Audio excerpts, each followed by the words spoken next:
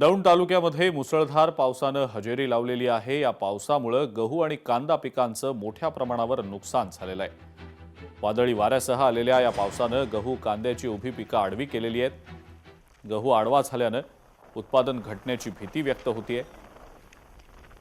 भाजीपाला वाचवण्यासाठी शेतकरी आणि विक्रेत्यांची धावपळ होत असल्याचं देखील पाहायला मिळालंय।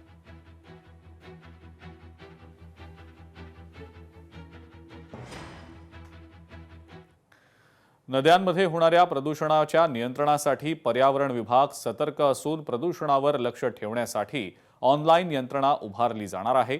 नमामि गंगा उपक्रमातील पद्धतीचा अभ्यास करा आणि या सगळ्याचा अभ्यास करून अहवाल सादर करा असे निर्देश मंत्री पंकजा मुंडे यांनी दिलेले आहेत।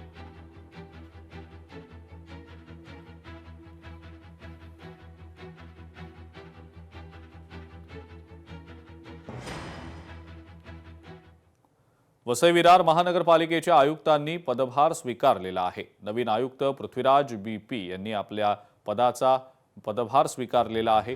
शहराचा नियोजनबद्ध विकास आणि नागरी सुविधांवर आपण भर देणार असल्याचं आयुक्त पृथ्वीराज बी यांनी निर्धार करत सांगितलंय।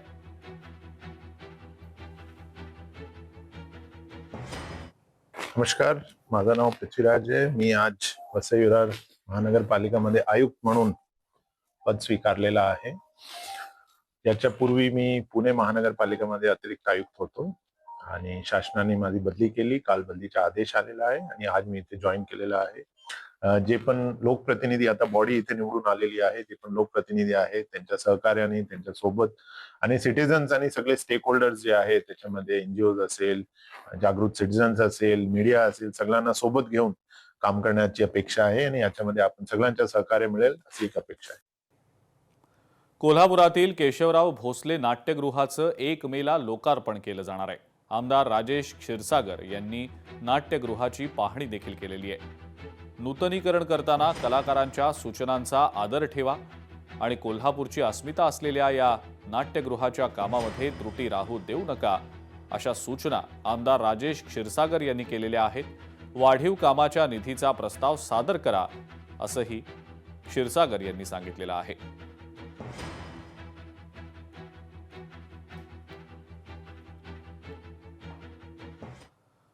आखाती देशातल्या युद्धात अमेरिकेनं अभूतपूर्व यश मिळवल्याचा दावा अमेरिकेचे राष्ट्राध्यक्ष डोनाल्ड ट्रम्प यांनी केलाय।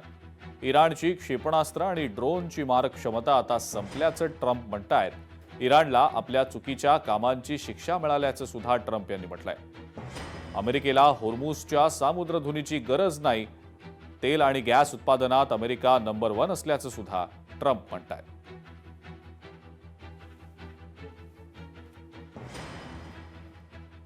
You know what? We'd still be winning and winning big. Had I not terminated that terrible deal, I was so honored to do it. I was so proud to do it. It was so bad right from the beginning. Right now, the strongest in history. In 1 year, we've taken a dead and crippled country. I hate to say that, but we were a dead and crippled country after the last administration and made it the hottest country anywhere in the world by far, with no inflation. Record-setting investments coming into the United States, over $18 trillion. Saudi Arabia and Russia combined, and that number will soon be substantially higher than that.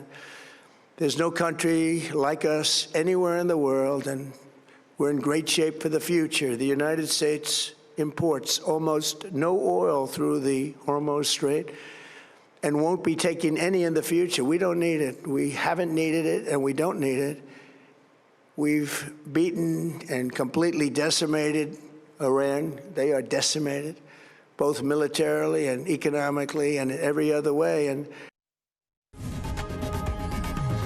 लोकशाही मराठी ऐका, पहा, जागरूक रहा।